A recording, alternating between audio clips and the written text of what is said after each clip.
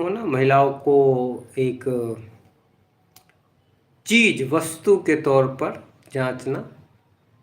मानना, इस्तेमाल का वस्तु है ऐसा। और ऐसा मैं ये नहीं कह रहा कि ऐसा कोई पुरुष समझते हैं, नहीं, ये समाज की सोच है। इस समाज में महिला और पुरुष समान रूप से सोचते हैं ऐसा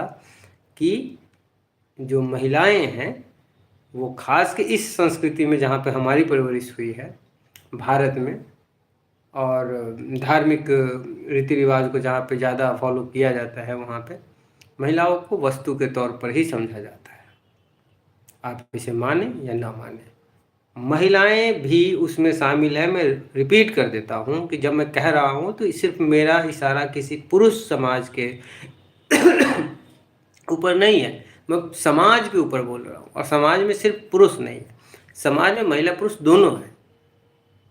औरत और आदमी दोनों समान रूप से इस बात को मानते हैं, जानते, स्वीकारते हैं और अमल में लेते हैं कि जो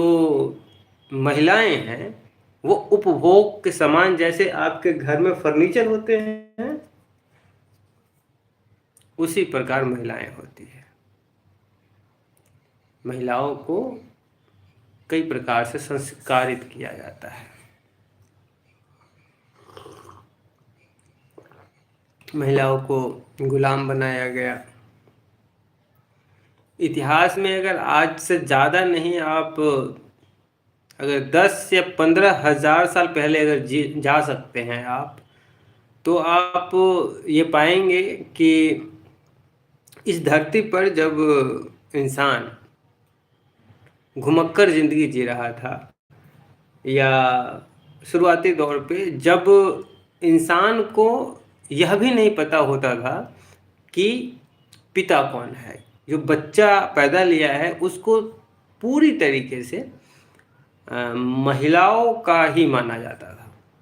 बाकी उसको ईश्वरीय कृपा, प्रकृति का देन माना जाता था। किसी को ये पता भी शायद नहीं था कि जो हम आप हैं उसके जन्म में स्त्री के अलावा पुरुष का भी योगदान है। आपको सुन के आश्चर्य हो सकता है, लेकिन यह आश्चर्यजनक बात नहीं है। आपको भले ही सुन के आश्चर्य हो, लेकिन यह आश्चर्यजनक बात नहीं है कि एक समय ऐसा था, और बहुत कम, अभी बहुत ज़्यादा दिन नहीं हुआ है, मतलब उस तरीके से आप देखिए अगर, तो आज से अगर 10,000 से 15,000 साल पीछे हम चले जाएं तो संभवतः उस समय जो इंसान थे उस समय वो खेती करना नहीं सीखे थे, वे उस समय पशुपालन नहीं सीखे थे, वे अभी भी शिकार करते थे, और अभी भी वो पेड़ों पे, जंगलों पे पूर्ण तरह निर्भर थे। तो इन लोगों ने अभी तक ये पता नहीं कर पाए थे कि किसी भी बच्चे के जन्म में, जब इंसान एक जन्म ले रहा है, उसमें किसी पुरुष का भी, किसी आदमी का भी कोई योगदान है। इस बात को अभी वो अनजान थे।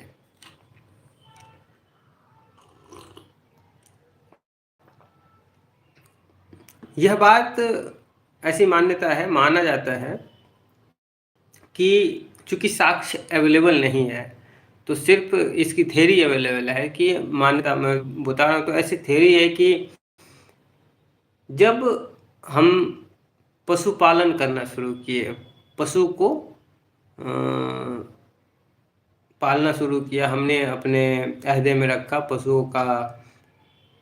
मतलब पशुओं को गुलाम बनाना शुरू किया, और देखा कि किस प्रकार से नर और मादा एक बच्चे को जन्म देने के लिए जिम्मेदार होते हैं। तो काफ़ी समय में हमको ये पता चला कि दरअसल जो बच्चे जन्म लेते हैं उसमें नर और मादा दोनों का योगदान होता है। अब ये कहानी मैं सिर्फ इसलिए सुनाया कि ताकि आपको एक बेसिक चीज़ पता चले कि जो नर और मादा का अस्तित्व है, उसमें मादा का अस्तित्व, औरतों का अस्तित्व हमारे इंसान में पहले बहुत ज़्यादा था, क्योंकि सब लोग यही समझते थे कि संतान उत्पन्न होने के लिए, करने के लिए, हमारे जैसे इंसान पैदा करने के लिए सिर्फ और सिर्फ महिला ही चाहिए, और सिर्फ महिला ही ऐसा कर सकती है। इसलिए पुरुषों के अंदर, पुरुषों